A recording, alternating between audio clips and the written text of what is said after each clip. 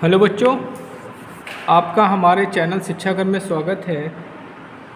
आप लोगों के अगले महीने सीबीटी एग्ज़ाम हैं, उनको ध्यान में रखते हुए मैं आप लोगों के लिए निम्मी के क्वेश्चन सॉल्व कराने जा रहा हूं, जो कि आपके उसी में से क्वेश्चन पूछे जाएंगे।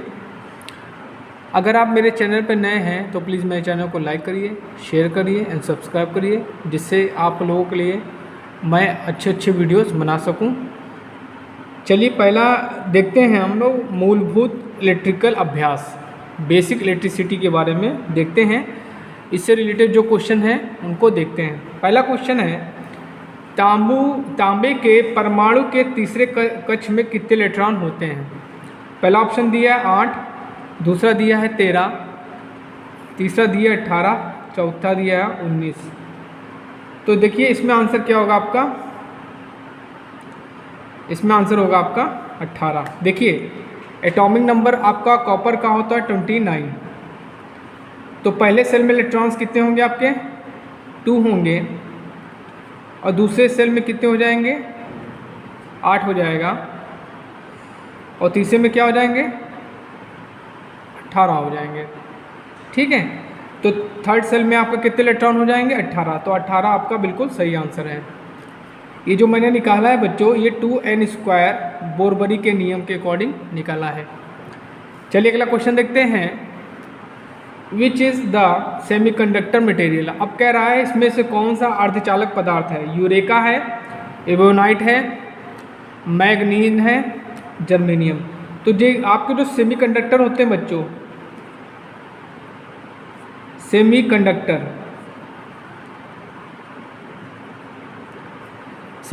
जो होते हैं ये क्या होते हैं? इंसुलेटर और कंडक्टर की बीच कड़ी होते हैं।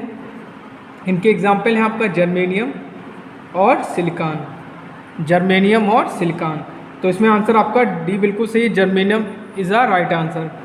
अब देखिए सेमीकंडक्टर जो होते हैं ओम्स लॉ को फॉलो नहीं करते हैं, ओम्स लॉ को फॉलो नहीं करते हैं, ओम्स लॉ को फॉलो नहीं करते हैं। इनके आउटर सेल में कितने इलेक्ट्रॉन होते हैं? इनके आउटर सेल में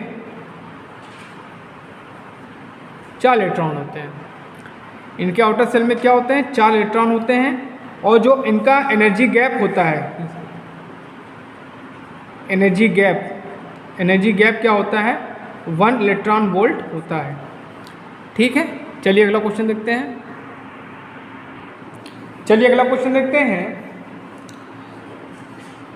नियॉन ध्रुवता संकेत एसी आपूर्ति जाते समय संकेत क्या होता है?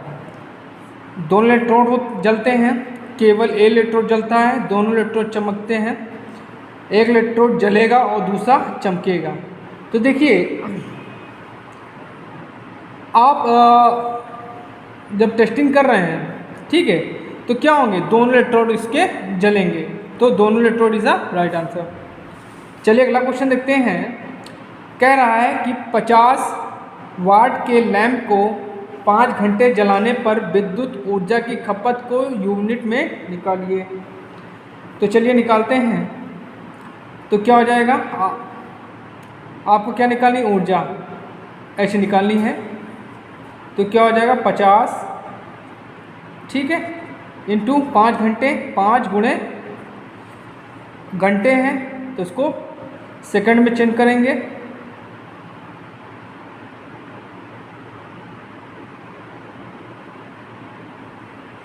इसको 5 गुणा करते हैं तो कितना है आपका? 2500। अब 2500 को हम क्या करेंगे? 1000 से डिवाइड कर देंगे, तो आपका आ जाएगा 2.5 यूनिट। क्या आ जाएगा आपका? 2.5 unit is the right answer. ठीक है, चलिए अगला क्वेश्चन देखते हैं। 100 वाट 250 वोल्ट से रेटेड बल्ब के गर्म प्रतिरोध का मान क्या होगा? देखिए आपको पावर दी है यहाँ पे, 100 वाट दिया है, वोल्टेज आपको कितना दिया है? 250 वोल्ट दे दिया है। अब आपसे पूछ रहा है आर की वैल्यू क्या होगी। तो देखिए P इज इक्वल टू क्या होता है? V² बाई R होता है। तो बच्चों ये फॉर्मूला हम लोग यूज़ करेंगे। अब यहाँ करेंगे, पावर की वैल्यू रख देंगे तो 100 हो जाएगा। वोल्टेज आपको कितना दिया है 250, तो 250 गुणे 250 हो जाएगा अपॉन आर। तो आर की वैल्यू निकालनी है तो ये हो जाएगा 250 गुणे 250 ऑब्लिक 100, कैंसिल हो जाएगा। तो ये आ जाएगा आपका 625 ओम। 625 आएगा आपका आंसर और आपका 625 ओम इज़ द राइट आंसर। चलिए अगला क्वेश्चन देखते हैं। कौन सा नियम कहता है कि बंद विद्युत परिपथ में लगाया गया वोल्टेज पाथ के योग के बराबर होता है? ठीक है, देखिए किरचॉफ का फर्स्ट लॉ है, किरचॉफ का फर्स्ट लॉ है। फर्स्ट लॉ क्या कहता है, सॉरी ये सेकंड लॉ है। फर्स्ट लॉ क्या होता है, सिग्मा आई इक्वल टू 0, मतलब कि किसी डीसी नेटवर्क पर जंक्शन पर मिलने वाली समस्त धाराओं का बीजगणितीय योग 0 होता है। ये किरचॉफ का प्रथम नियम है और ये आवेश संरक्षण पर आधारित होता है। किस पे याद होता है, आवेश संरक्षण पे आधारित होता है। और जो ये आपको स्टेटमेंट दे रहा है ये आपका किरचॉफ का सेकंड लॉ है, जिसको हम लोग वोल्टेज केवीएल कहते हैं, किरचॉफ वोल्टेज लॉ कहते हैं। ये होता है sigma E plus sigma I R is equal to 0। और ये किस पे होता है, ऊर्जा संरक्षण पे आधारित होता है, ऊर्जा संरक्षण पे आधारित होता है। तो इसमें आंसर क्या होगा बच्चों, किरचॉफ का द्वितीय नियम। चलिए ऑप्शन देख लेते हैं। देखिए इन्होंने पहला ऑप्शन दिया है ओम का नियम, प्रतिरोध का नियम, किरचॉफ का प्रथम नियम, और चौथा क्या है, किरचॉफ का द्वितीय नियम। तो बच्चों मैंने आपको बताया ये किरचॉफ का सेकंड लॉ है। चलिए अगला क्वेश्चन देखते हैं। 200 वाट ऑब्लिक 240 वोल्ट के दो लैंप 220 वोल्ट आपूर्ति से श्रेणी में जुड़े हुए हैं, तो कुल शक्ति क्या होगी? ठीक है, तो कुल शक्ति क्या होगी ये पूछ रहा है आपसे। तो देखिए सीरीज में जुड़े हैं और सीरीज में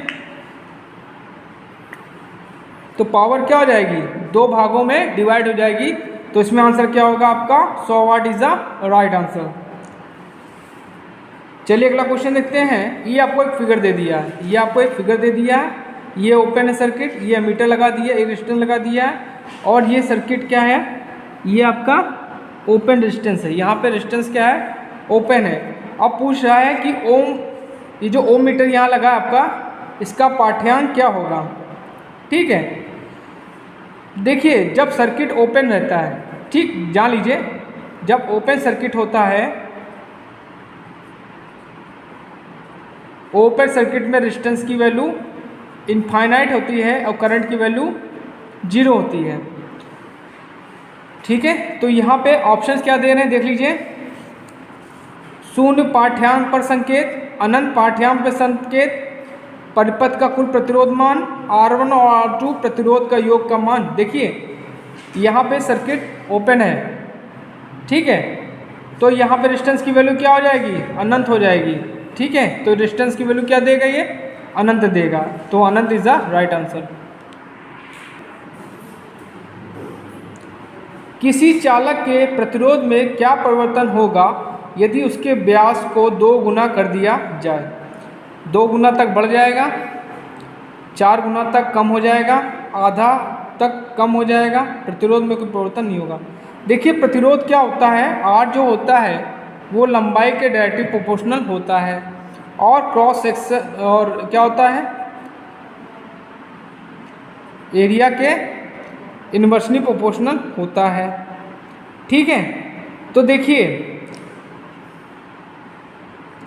यहाँ पे आप क्या कह रहे हैं कि व्यास को 2 गुना कर दिया जाए तो प्रतिरोध में परिवर्तन क्या होगा। ठीक,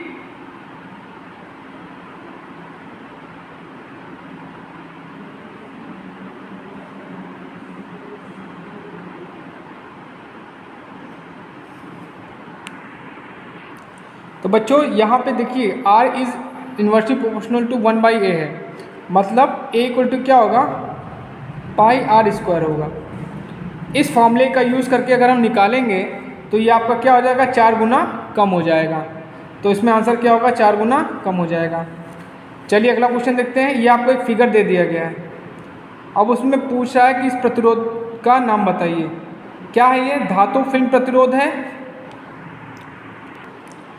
तार बंधे हुए प्रतिरोध है, कार्बन फिल्म प्रतिरोध है, कार्बन मिश्रित प्रतिरोध है। तो बच्चों इसमें आंसर क्या होगा, कार बंधे प्रतिरोध है। चलिए अगला क्वेश्चन देखते हैं। एक आपको बीज स्टोन ब्रिज दे दिया गया। बीज स्टोन ब्रिज की संतुलन की अवस्था में, देखिए संतुलन की अवस्था में क्या होता है, P/Q is equal to R/S होता है। ठीक है, इसको अगर हम P मान लें, इसको मान लें Q मान लें, इसको मान लें R मान लें, इसको मान लें S मान लें। ठीक है, तो अब क्या कह रहा है, बीज स्टोन की संतुलन की अवस्था में प्रतिरोध RDC का मान ज्ञात कीजिए।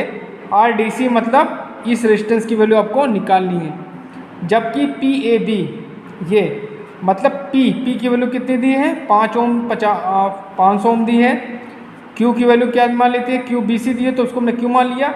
ये वैल्यू दी है आपको 300 ओम, और S की वैल्यू उन्होंने SAO दिया है तो इसको हम 15 ओम मान लेते हैं। अब आपको R की वैल्यू निकालनी है, तो कैसे निकालेंगे, लगाइए इसमें P/Q, तो P की वैल्यू क्या हो गई आपकी 500, Q की वैल्यू 300, R की वैल्यू निकालनी है आपको और उसकी वैल्यू दी है 15।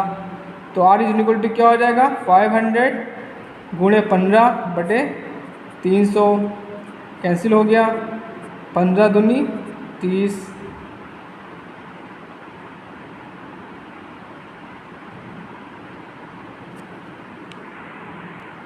बच्चों यहाँ पे ये वैल्यू दी है, R की वैल्यू दी है, तो आपको S निकालना है।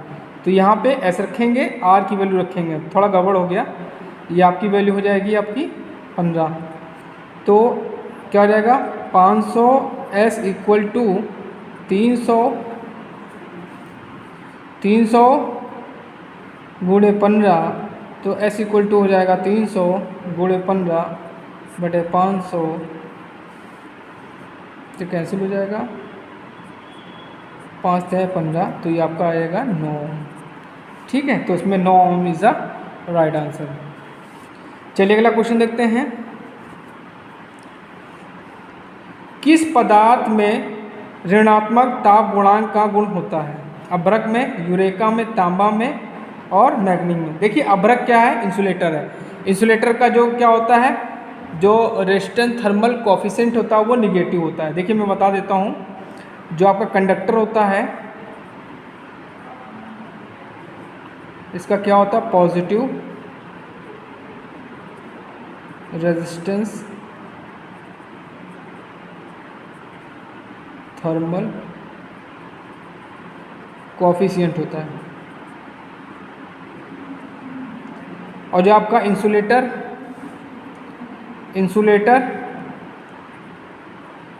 सेमीकंडक्टर, इनका क्या होता है, नेगेटिव होता है।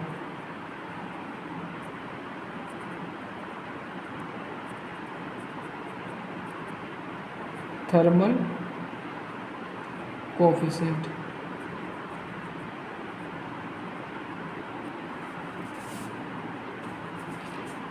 चलिए अगला क्वेश्चन देखते हैं।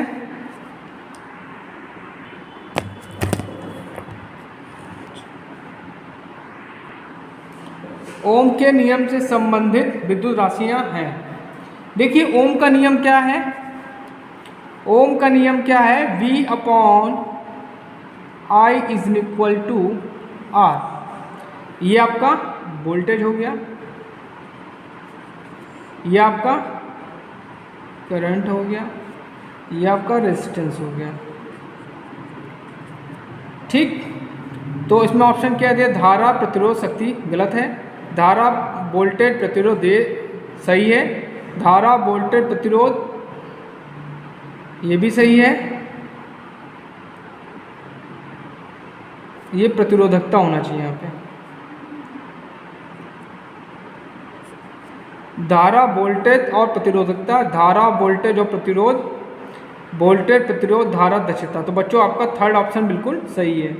इसमें क्वेश्चन बहुत से गलत दिए क्वेश्चन, बच्चों ध्यान से देखिएगा, ठीक। तो इसमें थर्ड ऑप्शन आपका बिल्कुल सही है। अब देखिए ओम का नियम लागू किस पे होता है? ओम का नियम पैसिव एलिमेंट्स पे लागू होता है। पैसिव एलिमेंट्स, पैसिव एलिमेंट्स क्या हो गया आपका? सी हो गया, आर हो गया, एल हो गया। और एक्टिव एलिमेंट्स क्या होते हैं आपके?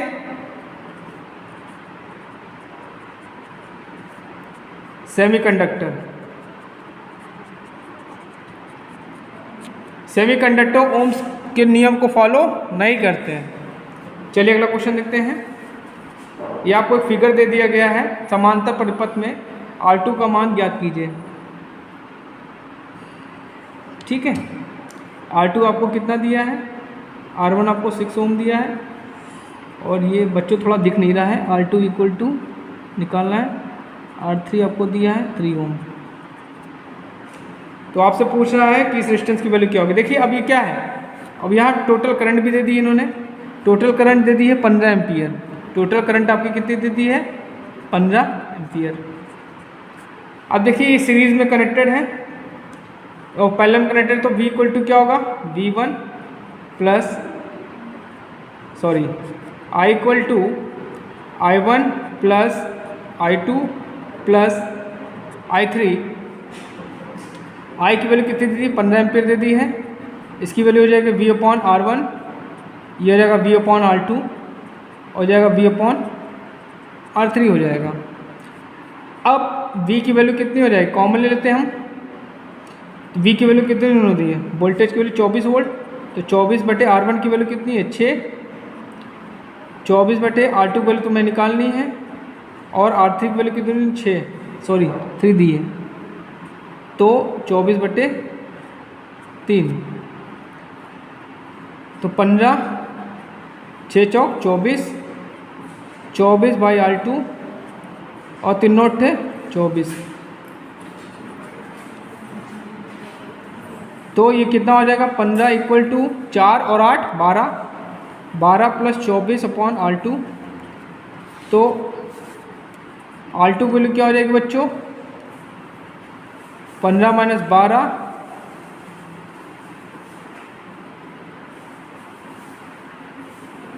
24/R2, तो 24/R2 इज इक्वल टू 3, तो R2 इक्वल टू 24/3, तो 8 ओम। कितना आंसर आएगा बच्चों? इसका आंसर आएगा आपका 8 ओम। 8 ओम इज़ अ राइट आंसर। तो आपका 8 ओम इज़ अ राइट आंसर। देखिए मैंने इसको सॉल्व भी किया है, चाहे आप लोग तो इसको स्क्रीनशॉट भी ले लीजिएगा समझने के लिए। देखिए चलिए अगला क्वेश्चन देखते हैं। एक शाखा खुली होने पर समांतर परिपथ में क्या होगा? धारा समान बनी रहेगी, पूरा परिपथ कार्य नहीं करेगा, उस शाखा में धारा नहीं बहेगी, खुली शाखा में वोल्टापात बढ़ जाएगा। तो बच्चों क्या होगा? जब सर्किट ओपन रहता है तो उस कंडीशन में धारा का मान क्या होता है? 0 होता है, और रेजिस्टेंस की वैल्यू इनफाइनाइट होती है। तो बच्चों क्या होगा? उस सर्किट में धारा नहीं बहेगी। चलिए अगला क्वेश्चन देखते हैं। प्रतिरोधकता की इकाई क्या है? ओम पर सेंटीमीटर, ओम पर सेंटीमीटर स्क्वायर, ओम मीटर, ओम पर मीटर स्क्वायर। तो आंसर क्या होगा आपका? ओम मीटर, ठीक है। रेजिस्टिविटी को हम लोग किससे रिप्रेजेंट करते हैं? रो से। रो की यूनिट क्या हो जाएगी आपकी? ओम मीटर। और कंडक्टेंस की हो जाती है महो। और रेजिस्टिविटी का उल्टा क्या होता है? Specific conductivity.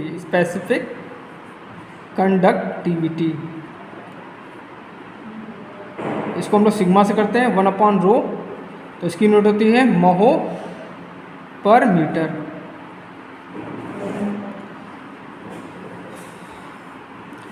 सर्किट ब्रेकरों में 8 समन सुरक्षा के लिए किस प्रकार के प्रतिरोध का उपयोग किया था? Varistor, sister, thermistor.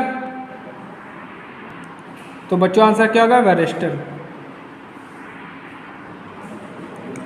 श्रेणी परिपथ का क्या उपयोग है?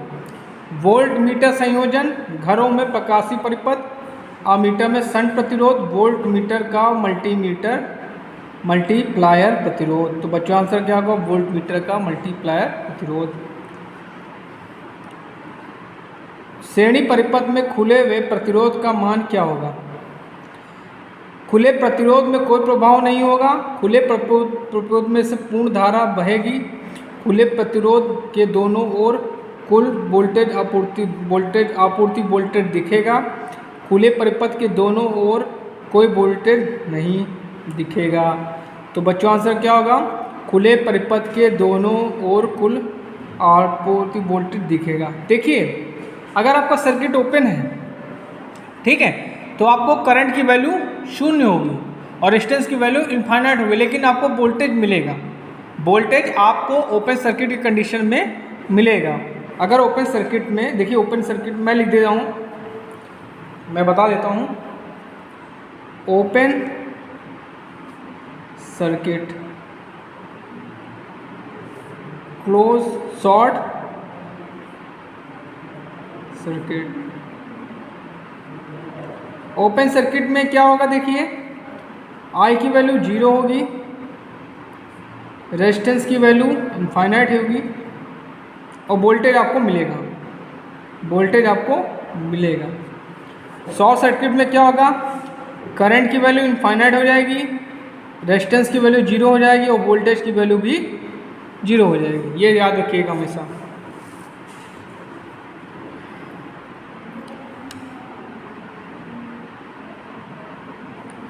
चलिए अगला क्वेश्चन देखते हैं। ये बच्चों क्वेश्चन थोड़ा क्लियर नहीं हो रहा है, क्या है ये समझ में नहीं आ रहा है। ये हमको या तो यहाँ पे इन्होंने डिजिट दी होती, समझ में नहीं आ रहा है। ये मुझे क्लियर नहीं हो रहा क्या दिया है, इसलिए इस क्वेश्चन में छोड़ देता हूँ, अपने आप करिएगा आप लोग। परिपथ पर क्या प्रभाव होगा यदि AB को शॉर्ट सर्किट कर दिया? अब यहाँ इन्होंने AB को शॉर्ट सर्किट कर दिया। शॉर्ट सर्किट में मैंने क्या बताया आपको? करंट की वैल्यू अनंत हो जाएगी, ठीक है। देखिए क्या दिया है इन्होंने ऑप्शन, परिपथ प्रतिरोध 0 हो जाएगा, सभी शाखाओं में समान धारा बहेगी, प्रत्येक शाखा में आपूर्ति वोल्टेज रहेगा, कुल परिपथ धारा प्रत्येक शाखा में समान से बहेगी। तो देखिए शॉर्ट सर्किट में क्या बताया था मैंने आपको? शॉर्ट सर्किट में रेजिस्टेंस की वैल्यू क्या होती है? 0 हो जाती है, करंट की वैल्यू इनफाइनाइट हो जाती है और वोल्टेज आपका भी 0 हो जाता है। तो उन्होंने दिया परिपथ प्रतिरोध 0 हो जाएगा, तो पहला ऑप्शन बिल्कुल सही है। यदि तापमान में वृद्धि के साथ इसका प्रतिरोध मान बढ़ता है तो प्रतिरोध का नाम क्या होगा? वैरिस्टर, सिस्टर, थर्मिस्टर और LDR। तो बच्चों आंसर क्या होगा? सेंसिस्टर।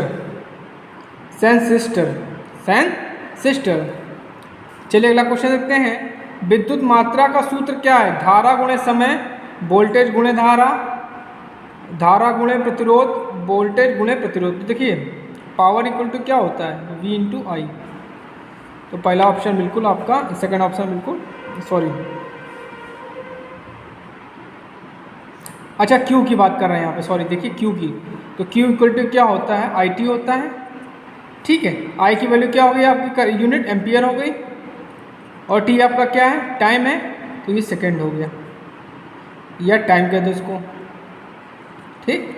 तो पहला ऑप्शन बिल्कुल सही है, धारा गुणे समय। चलिए अगला क्वेश्चन देखते हैं। कंडक्टेंस की इकाई क्या है? महो है, ओम है, ओम मीटर है, ओम पर मीटर। देखिए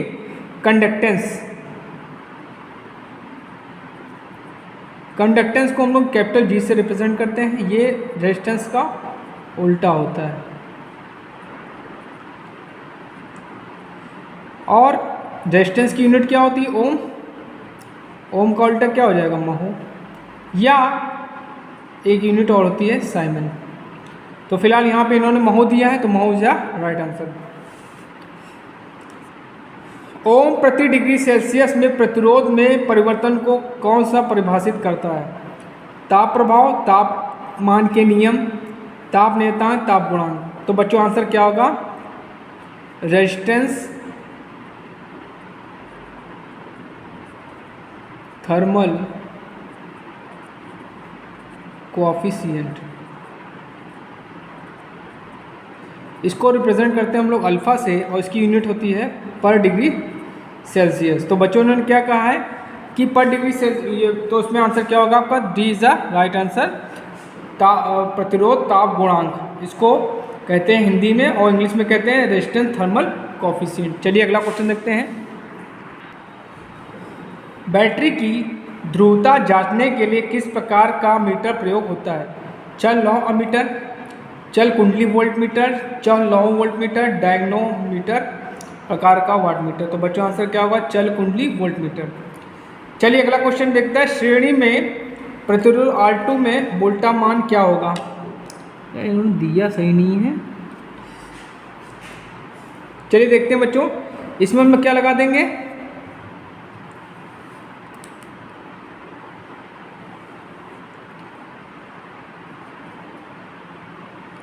श्रेणी में प्रतिरोध R2 में वोल्टा मान निकालना है आपको, ठीक है। तो पहले हम सब रेजिस्टेंस को जोड़ लेंगे, करंट की वैल्यू निकालेंगे, ठीक है, और फिर यहाँ से वोल्टेज ड्रॉप निकाल लेंगे। तो चलिए देखते हैं, ये आपको कितना दिया? वोल्टेज की वैल्यू दी है 50 वोल्ट। रेजिस्टेंस कितने होंगे? 100, 200, 300, 600, 1000। तो रेजिस्टेंस की वैल्यू कितनी आ गई आपकी? 1000 ओम। तो अगर यहाँ से हम करंट निकालें तो V बाई आर से V आपका 50 गुणे 1000 डिवाइड बाई 1000, तो ये जाएगा आपका 20। अब यहाँ पे हमें वोल्टेज ड्रॉप निकालना है, यहाँ पे किसमें? R2 में, ठीक है। तो V is equal to IR, तो V I की वैल्यू क्या है? 1/20, ठीक है। और रेजिस्टेंस की वैल्यू कितनी है? 200, डिवाइड कर दीजिए, तो ये आ जाएगा आपका 10 वोल्ट। तो वोल्टेज आपका कितना आ जाएगा? 10 वोल्ट। तो 10 volt is the right answer. चलिए अगला क्वेश्चन देखते हैं। श्रेणी परिपथ का क्या उपयोग है? परिपथ में फ्यूज, बहुत गलत दिया है बच्चों, उसमें लिखा है वोल्ट मीटर संयोजन, घरों में वैद्युत लैंप, अमीटर में शंट प्रतिरोधक। तो देखिए, श्रेणी परिपथ का प्रयोग हम लोग कहाँ करते हैं? जहाँ परिपथ में हम लोग फ्यूज जो है सीरीज में लगाते हैं। फ्यूज क्या होता है आपका? ये आपका क्या होता है? प्रोटेक्टिंग डिवाइस होता है, और इसकी जो रेटिंग होती है कितने होती है? एम्पियर में होती है। चलिए अगला क्वेश्चन देखते हैं। 1 ओम से 100 किलो ओम तक के मापन हेतु कौन सी विधि का उपयोग किया जाता है? प्रतिस्थापन विधि, केल्विन ब्रिज विधि, बीज स्टोन ब्रिज विधि, वोल्ट मीटर अमीटर विधि। तो बच्चों आंसर क्या होगा? केल्विन ब्रिज विधि। चलिए अगला क्वेश्चन देखते हैं। विशिष्ट प्रतिरोध का मात्रा पूछ रहा है आपसे। विशिष्ट प्रतिरोध कहिए या रेजिस्टिविटी कहिए, इसको रेजिस्टिविटी भी कहते हैं, रेजिस्टिविटी। इसको हम लोग रो से रिप्रेजेंट करते हैं, और जो इसकी यूनिट होती है ओम मीटर। उसमें आंसर क्या होगा? ओम मीटर। कौन सी विद्युत राशि चालक में ऊष्मा उत्पन्न को प्रभावित करती है? वोल्टेज, धारा का वर्ग, प्रतिरोध का वर्ग, उसमें प्रवाहित धारा। देखिए जो हीट जनरेट होती है वो क्या होती है? I² RT होती है। मतलब H is directly proportional to I², directly proportional to R, और डायरेक्टली प्रोपोर्शनल टू T। अब इसको जूल का नियम भी कहते हैं। क्या कहते हैं इसको? जूल का भी नियम कहते हैं। तो बच्चों इसमें आंसर क्या होगा? धारा का वर्ग। चालक के प्रतिरोध के मान में क्या परिवर्तन होगा अगर इसका अनुप्रस्थ काट पे क्षेत्रफल 2 गुना कर दिया जाए? देखिए, जो रेजिस्टेंस होता है वो क्या होता है? जो रेजिस्टेंस होता है वो क्रॉस सेक्शन एरिया का अपोजिट होता है।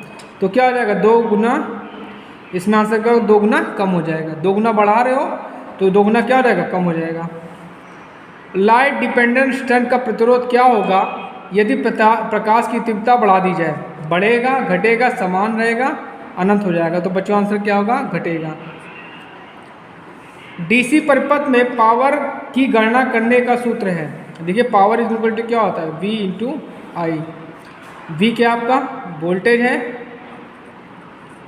और आई आपका क्या है, करंट है। तो इसमें आंसर क्या होगा, धारा गुणे वोल्टेज। चलिए अगला क्वेश्चन देखते हैं।